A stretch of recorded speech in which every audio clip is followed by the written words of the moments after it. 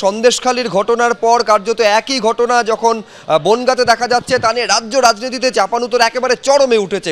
ইডির কার্যপদ্ধতিটা ঠিক করা উচিত।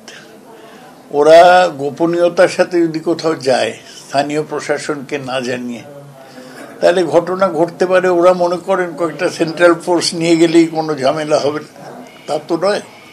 আগে জানিয়ে স্থানীয় প্রশাসনকে ইনভলভ করে ওদের গেলে ভালো হয় বলে আমার মনে হয়।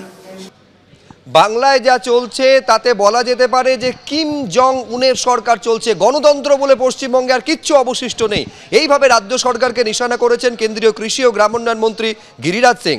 देखिए, बंगाल में लोकतंत्र नाम की कोई चीज नहीं है।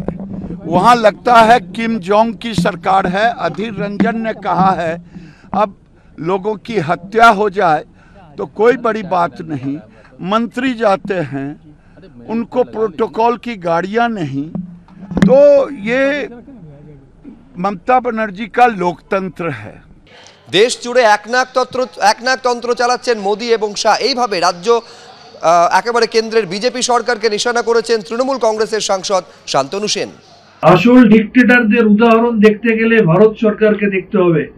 Modi Shah private limited company এই মুহূর্তে সারা বিশ্বের সবথেকে বড় ডিক্টেটরশিপ চালাচ্ছে আমাদের ভারতবর্ষে। তারা বিরোধীদের কণ্ঠরোধ করছে, তারা পার্লামেন্টারি ডেমোক্রেসিকে ধ্বংস করছে, যারা যুক্তরাষ্ট্রীয় পরিকাঠামোকে ভেঙে তছনছ করে দিয়েছে।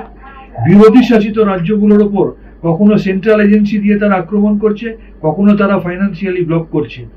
শুধুমাত্র রাজনৈতিক প্রতিহিংসা পরায়ণতার কারণে বাংলার মতো বিরোধী শাসিত রাজ্য, যেগুলো রাজনৈতিকভাবে আপনি জয় করতে পারেন না, আপনার দল জয় করতে পারেন না, তাদের বিরুদ্ধে প্রতিহিংসা পরায়ণতা দেখাচ্ছে। প্রকৃত ডিক্টেটরশিপের উদাহরণ এই মুহূর্তে ভারতবর্ষে রয়েছে, যেখানে Modi Shah private limited company দেশ শাসন করছে। শাহজাহানকে 48 ঘন্টার মধ্যে আমাদের হাতে দিতে হবে, এরকম নাকি ইডি কমিউনিকেট করেছে রাজ্য প্রশাসনকে। আমরা তো এই কথাটা গোড়ার থেকে বলে এসেছি যে রাজ্য প্রশাসনকে লুপে না নিয়ে বিভিন্ন এলাকায় সরাসরি ঢুকে যাওয়া একটা অস্বাভাবিক দৃশ্যপট। এলাকার কোনো পরিচিত বা জনপ্রিয় কোনো মুখের বাড়িতে দরজা ভাঙো, বাঁশ দিয়ে তালা পেটাও, এইতে একটা উত্তেজনা তৈরি হয়, সেখানে তাৎক্ষণিক প্রতিক্রিয়া হয়ে যেতে পারে। ফলে যথাযথভাবে আপনারা চলে যাচ্ছেন, গন্ডগোল শুরু হয়ে যাচ্ছে, তখন একটা রুটিন মেল পাঠাচ্ছেন, এটা কেন হবে? তো এখন যেটা পাঠাচ্ছেন, তো এটা তো আগে পাঠালেই এই ব্যাপারটা অনেক কোঅর্ডিনেট করতে তো সুবিধা হয়। ফলে এই পাঠানো এবং না পাঠানোটা সমান।